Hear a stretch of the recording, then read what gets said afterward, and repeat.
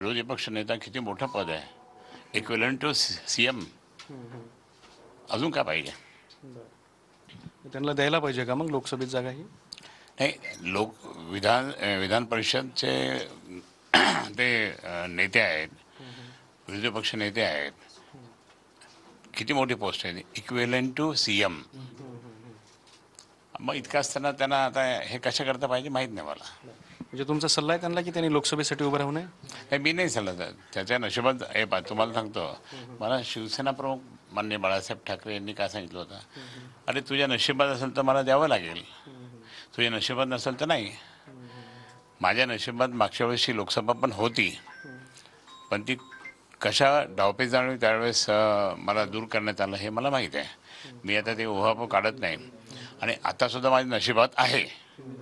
मला अनेक मी धार्मिक वृत्तीचा माणूस आहे. मी अनेक ज्योतिष असतील किंवा बाकी अनेक जण मानणारे असतील, काही म्हणजे मोठे मोठे पंडितजी असतील, व्यास असतील, सगळं असतील, या सगळ्यांनी मला सांगितलं की तुमच्या नशिबात ही लोकसभा आहे. आता त्या लोकसभा ही लोकसभा आहे असं सांगितलं. म्हणून ठीक आहे. आता लोकांची मागणी की मी त्या ठिकाणी परत खासदार व्हावं, कारण तुम्ही नाही आहे म्हणून 5 वर्ष आम्ही मागे गेलो. इम्तियाज जलीलने काहीच काम नाही केलं. त्याचप्रमाणे जे आता ते राज्यसभेचे खासदार आहे, राज्यसभेचे जे खासदार आहे ते राज्यसभेचे खासदारसुद्धा इतके काही प्रभावशील नाही आहे. म्हणून लोकांना माझी आठवण येते, कारण मी मिनटाला लोकांचं काम केलं, रात्री बेरात्री कोणत्याही वेळेस कधी काही झालं तर. आणि म्हणजे दिल्लीमध्ये जे मी काम केलं ते कोणीही करू शकत नाही हे लोकांनीच मला सांगितलं. आणि मी पण दावेने म्हणतो की मी जे काही काम केलं ते कोणी केलेलं नाही, करू शकत नाही. आणि म्हणून लोकांना वाटतं की आज माझ्या घरी दिल्लीमध्ये मी जवळपास 250 मुलं त्या ठिकाणी UPSCच्या परीक्षेला बसून गेलेले आहे. आणि ते 250 मुलं ते 20 वर्षामध्ये कोणी 1 वर्ष थांबलं, कोणी 2 वर्ष थांबलं, कोणी 3. आणि आता बरेच जण त्याच्या कोणी सगळं चांगली कामगिरी ते आहे ना. मग म्हणून लोकांना असं वाटतं की परत खैरेसाहेब पाहिजे. मग अंबादास दानवे म्हणतात की चंद्रकांत खैरे यांनी मला नेहमीच डावलण्याचं काम केलेलं आहे. ते मला आले पण नसते, मग ते इथपर्यंत आले पण नसते. मग असं कसं काय म्हणतात की ते तुम्ही त्यांना डावल? ते कोणाचं तोंड थोडी बंद करू शकतो, आम्ही नाही बंद. आणि मग आम्ही कशाला बोलायचं? मी सगळं टुरिस्ट आहे, मला काय घेणं.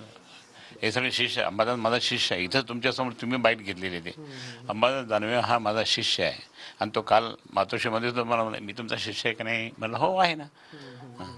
आता शिष्य गुरुना कधी कधी गडबड म्हणजे होते ते अफसरले, पण गुरु पण काय माहिती आहे ना, काही ना काही हातचं ठेवतात. बरं, मग तुम्ही ही समजूत कशी काढणार आहात अंबादास दानवेंची? काही नाही, ते आम्ही सगळे कुटुंबातले आहेत. माननीय बाळासाहेबांनी हे कुटुंब तयार केलं आहे, पारिवारिक संबंध ठेवलेले आहे. आणि माननीय उद्धवजीसुद्धा त्या ठिकाणी मोठ्या प्रमाणामध्ये आमच्यावर प्रेम करतात सगळ्यावर. आता तिकीट कुणाला? जे उद्धवजी सांगतील त्यांना. संजय राऊत साहेबांनी तर सांगितलेलं त्यांना, आम्ही सगळे एकत्र आहोत. प्रश्न नाही, त्यांनी सगळं सांगितलेलं आहे. हां, बरं, संजय शिरसाट म्हणतात की सोमवारी भूकंप येणार. त्यांचा इशारा आहे की तुमच्याकडले अनेक लोक त्यांच्या गटात सामील होणार. त्यांना विचारा ना जरा, त्यांना विचारा की भूकंप कसा होणार म्हणून. हां, तर हे होते चंद्रकांत खैरे यांनी स्पष्ट केलेलं आहे की अंबादास दानवे नाराज नाहीत, त्यांची नाराजी दूर करा.